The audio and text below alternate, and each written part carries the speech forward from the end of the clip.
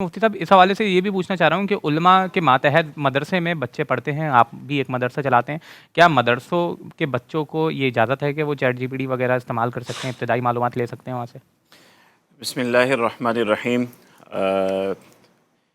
मदरसे के बच्चों को देखिए, इस हवाले से कोताही है हमारी, और वसाइल की भी अदम दस्तयाबी है कि अभी तक वहाँ कंप्यूटर भी इस तरह से राइज नहीं है बच्चों के लिए जो कि होना चाहिए। आल्दो हमारे इदारे में है लैब, लेकिन इस तरह नहीं कि हर बच्चा उसे अपने पास रखे और ऑन करे। ये जितने भी डिवाइसेस हैं या चैट जीपी है, बहुत अच्छी गुफ्तगू की हमारे बुज़ुर्गों ने कि ये एक टूल है। अब इस टूल को आपने कैसे इस्तेमाल करना है, इसके इस्तेमाल करते वक्त ये मद्देनज़र रखना चाहिए कि इसे बनाया क्यों गया है, इसकी वजह क्या है, क्या इसकी कैपेसिटी है। अगर आप उससे हट करके इसका इस्तेमाल शुरू कर देंगे, और सिर्फ़ ये शरीयत के मामलात में नहीं है, अगर अपनी सेहत के लिए आप इसको डॉक्टर बना लेंगे तो किसी भी डॉक्टर से पूछ लीजिए कि उस मरीज़ का क्या होगा। आप अपना वज़न कम करना चाहते हैं, इसको आप अपनी वज़ीर ख़ुराक बना लीजिए, तो किसी भी न्यूट्रिशन से पूछ लीजिए कि उस शख्स का क्या होने वाला है। तो ये सिर्फ़ मज़हब का मामला नहीं, ये इसका दायरा कार ही नहीं है कि ये एक डॉक्टर के तौर पे काम करे, ये एक इंजीनियर के तौर पे काम करे। ये ज़्यादा से ज़्यादा आपको मालूमात की रसाई कम से कम वक्त में एक ज़ख़ीरे से निकाल कर आपके सामने रखता है। अब वो मालूमात जो आपके सामने रखी हैं, अब मिसाल के तौर पर समझिए कि आपके सामने तो कुरान मजीद भी है। अब कुरान मजीद भी आपके सामने आने के बाद भी हम ये कहते हैं कि कुरान मजीद की तशरीह और तफसीर आप अपनी राय से नहीं कर सकते, आपको साथ में हदीस चाहिए। अल्लाह के रसूल सल्लल्लाहु अलैहि वसल्लम को अल्लाह ताला ने मुअल्लिम बना करके भेजा है, सिर्फ़ तिलावत करने वाला बना कर नहीं भेजा। मुअल्लिम की ज़रूरत है। आपके सामने अगर हदीस का सारा ज़ख़ीरा भी हो, तब भी आपको मुअल्लिम की ज़रूरत है। अगर आपके पास मेडिकल की किताबें भी सारी मौजूद हों, आप समझ भी रहे हों, तो क्या बग़ैर डॉक्टर के आप डॉक्टर बन जाएंगे, अपना इलाज कर सकेंगे, अपने इलाज तक पहुंच जाएंगे? ऐसा नहीं हो सकता।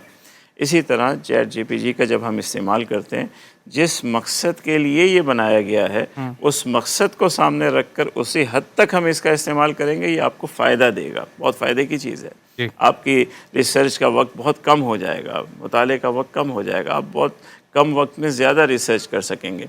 लेकिन बात यह है कि उसूल आपके पास वही होने चाहिए। अगर आप कुछ नहीं जानते तो बग़ैर मुअल्लिम के मालूमात आपको नुकसान देती हैं। ये आपने कहा एक जुमला अभी कि इल्म में इजाफ़ा हो रहा है। इल्म अलग चीज़ है, मालूमात अलग चीज़ हैं।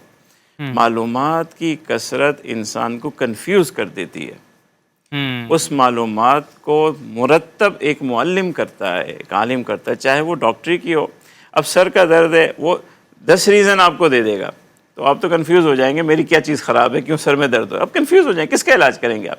तो डॉक्टर आके बताएगा कि आपका सर का दर्द इस वजह से है। तो असल इल्म है उन मालूमात को मुरत्तब करके मकसद तक, मंजिल तक पहुँचना। ये चीज़ जीपीटी कभी भी नहीं कर सकता, किसी भी शोबे में नहीं कर सकता। वो आपको मालूमात दे सकता है। और दीन के मामले में अल्लाह माफ़ करे, तिब हो, खुराक हो, और चीज़ें हों, कुछ ना कुछ मालूमात हम रखते हैं। दीन के मामले में तो हम बिल्कुल कोरे हो गए। अल्लाह। हमारी नौजवान नस्ल, हमारे बच्चे कुछ नहीं जानते हैं। अब वो बिल्कुल सादा कागज़ है, जो उसके ऊपर तहरीर कर दिया जाए वो वही समझते हैं सही है। ऐसे हालात में तो ये और भी ज़्यादा नुकसानदेह हो जाता है। तो आपको मालूमात हासिल करने के बाद, जिस तरह बुज़ुर्गों ने कहा, एक मुअल्लिम की, एक आलिम दीन की हमेशा ज़रूरत रहेगी, ताकि आप सही मसले तक पहुँच सकें। मेडिकल में आप यूज़ कर रहे हैं, एक डॉक्टर की आपको ज़रूरत पड़ेगी ताकि आप अपना सही इलाज कर सकें।